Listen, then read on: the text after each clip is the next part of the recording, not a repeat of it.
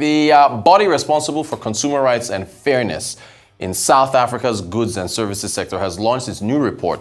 The new document, covering the period of March 2023 to February 2024, provided insights into key areas of consumer relations in Africa's most industrialized economy. Let's listen to excerpts from this panel of industry experts at the report launch. The best part of global is to actually recognize that we all kind of village people in and of ourselves.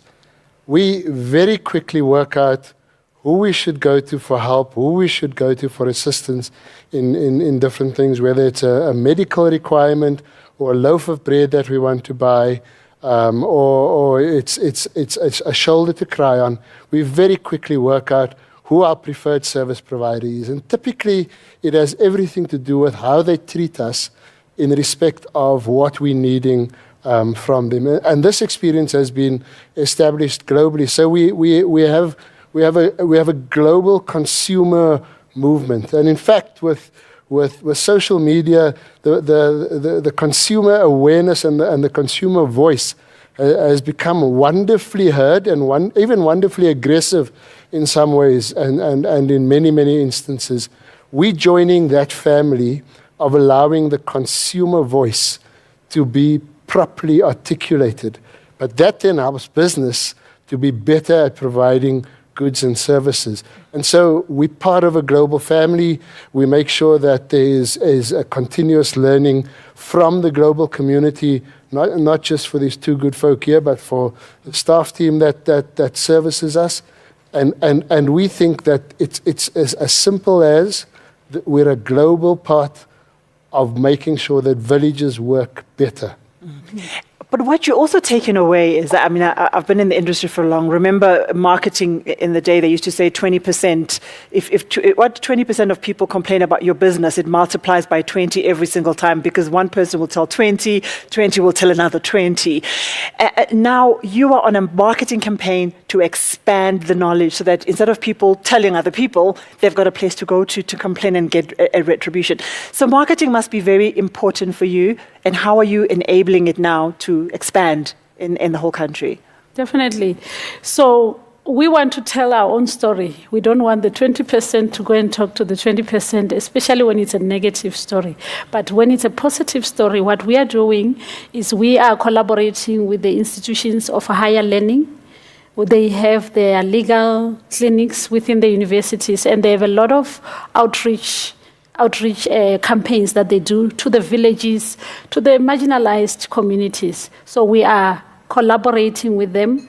We are making sure that I think in the next year, in the next few months, we will be launching. This year, we're starting with about 3 provinces wherein we want to put in a walk-in center within the universities where people can actually walk in and because we have seen over the years, in the beginning we had very few walk-in consumers. You'll be amazed to see that people still walk into the organization, especially now after COVID, where we thought that everybody's moving online. We're seeing that people are coming back and they still actually want to walk in and talk to a human. So we are making sure that we provide that opportunity. But also our vulnerable consumers, especially the elderly and those that are in the uttermost part of the country, they don't always have the luxury of using internet. While that's why we are saying we are leaving no one behind. We are not focusing only to those that can afford the internet and everything. We also want to go and make sure that, as Michael has said, he spoke to the villages and the elderly people that are in the villages. We want to make sure that redress get to them also, because those are the most vulnerable, because they have very few choices in terms of choosing the retailers or suppliers that they can trade with. So we want to make sure that that education gets to them, and when consumers know better, they do better, and they start to demand it even from the suppliers. Yeah. And that is how we want awareness to go out there. There's a framework as well that you are putting in place to govern some of these. And I think this is the technicality that is the benefit to consumers that are complaining. And I want to give you the opportunity to just talk to a little bit around how are you governing complaints and what is upholding the structure for you when customers come in to complain? So if you hear the sentiments, village, collaboration, we essentially are a village of people. I mean, the village of entities. And the consumer goods and services, Ombud is a baby. Needs a village to raise it, to nurture it. And our customer, the consumer, and we rate our customer by the most vulnerable. Active listening is an important tool for us. It's because consumers in this space, they want to be heard. They want somebody on the other line to engage with them. And we are trying to incorporate it as part of our framework. And at a space where we have e-commerce at such a high rate, where consumers are engaging daily, our framework is built around the vulnerable consumer. How are consumers receiving the message? How are they better informed?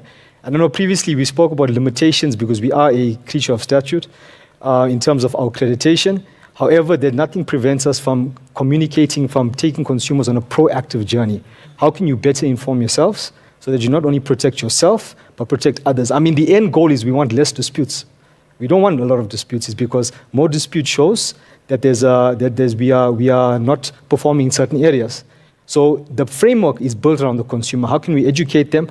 How can we equip them? But most of all, how can we make the method of redress available to them, as in now, because they need redress right now.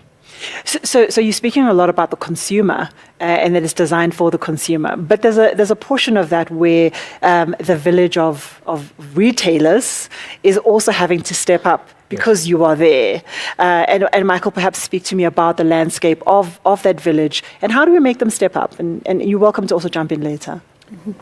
So the deal for both manufacturers and retailers, retailers obviously are the face, and we think retail often because of goods, but we're about goods and services. So let's not forget that sometimes it's about being quite direct to a service provider as well.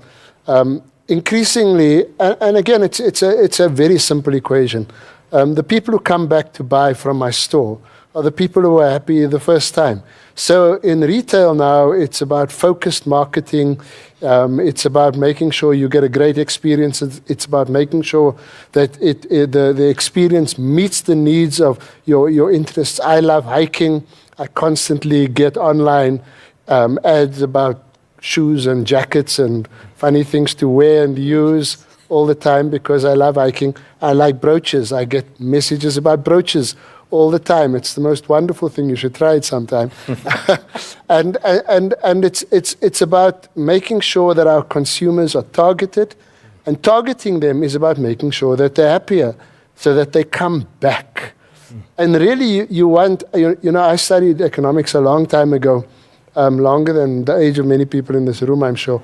And one of the first things I learned was successful economies are economies where our rand circulates within the economy. That shows good health. Now, what is that about?